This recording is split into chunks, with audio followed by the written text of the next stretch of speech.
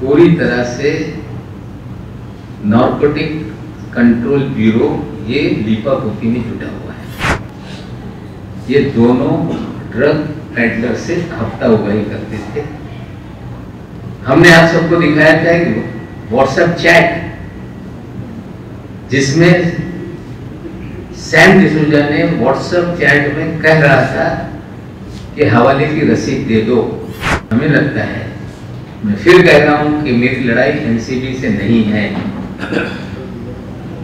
जो चंडाल चौकड़ी मुंबई शहर में बैठी है, समीर वानखेड़े, वीपी सिंह, आशीष रंजन और माने नाम का ड्राइवर, ये चंडाल चौकड़ी हजारों करोड़ की उगाही इस शहर में कर रही है।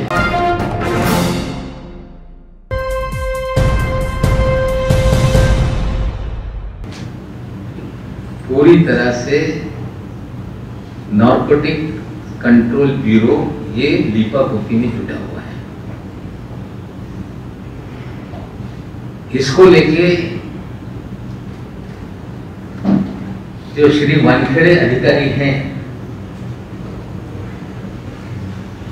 कुल मिला के 6-7 मामले चल रहे हैं उनको लेकर। एक मामला स्वयं उन्होंने हाईकोर्ट में उनके पिता के जरिए 1.25 करोड़ रुपए के मानहानि का दावा मुझ पर डाला है, जो सुनवाई हो रही है, जिसमें फैसला रिजर्व किया गया। उस पर मैं कोई भाष्य नहीं करना चाहता। दूसरा मामला, उन्होंने एससी कमीशन के पास लिखा था कि मुझे एक शेड्यूल कास्ट अधिकारी के नाते प्रताड़ित किया जा रहा है। ये शेड्यूल कास्ट नहीं, फर्जीवाड़ा करके उन्होंने सर्टिफिकेट लिया है, जाली नौकरी ली। वो रिपोर्ट पुलिस से मांगी गई है, पुलिस भी देख रही है कि इसमें कितनी सच्चाई है। और तीसरा मामला, भीम आर्मी में स्वाभिमानी रिपब्लिकन पार्टी ने जो सुप्रीम कोर्ट का 1994 का आदेश था, उसके तहत जो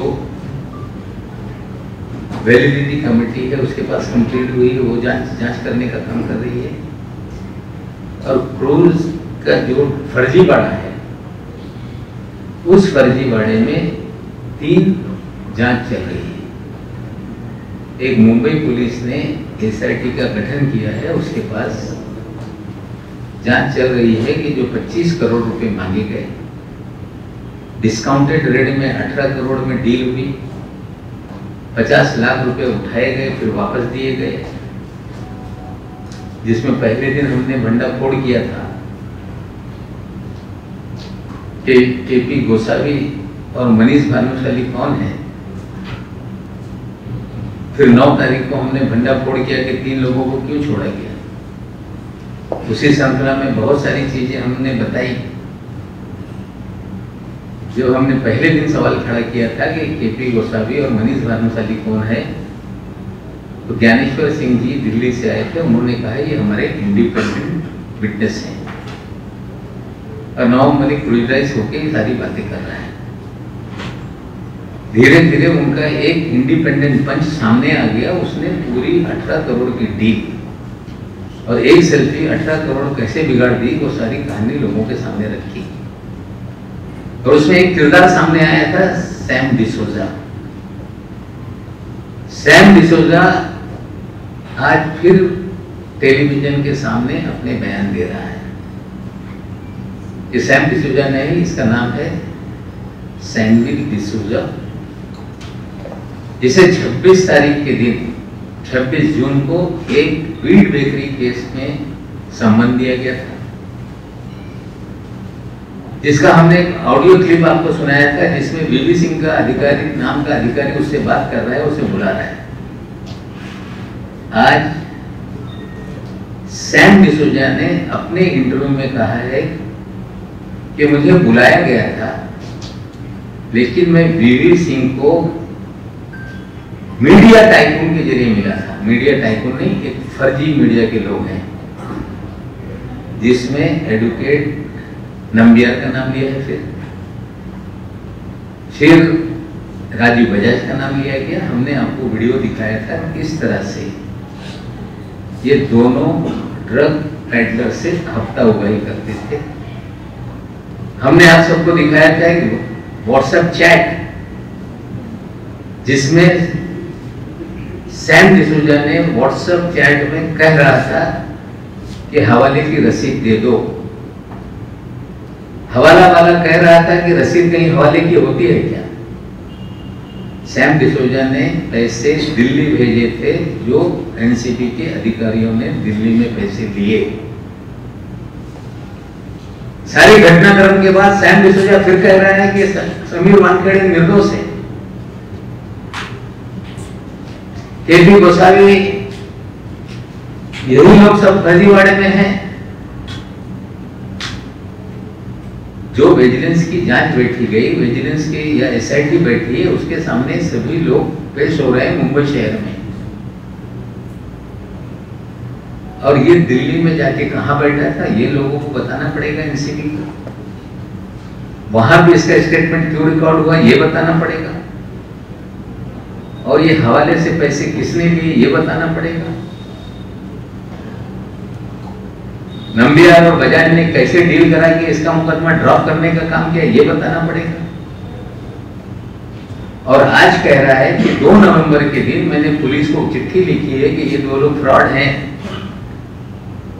1 महीने के बाद फ्रॉड है ये नजर आया पूरी तरह से सैम डिसोजा। मैंने पहले भी कहा था कि ये समीर वानखेड़े का प्राइवेट आर्मी का मेंबर है। सारे नाइजीरियन जितने लोग ड्रग पेडलर हैं उनसे हफ्ता उगाई का काम करता है, और वही फिर एनसीबी के लोगों को बचाने के लिए मैदान में आया है। हमें लगता है, मैं फिर कह रहा हूं कि मेरी लड़ाई एनसीबी से नहीं है।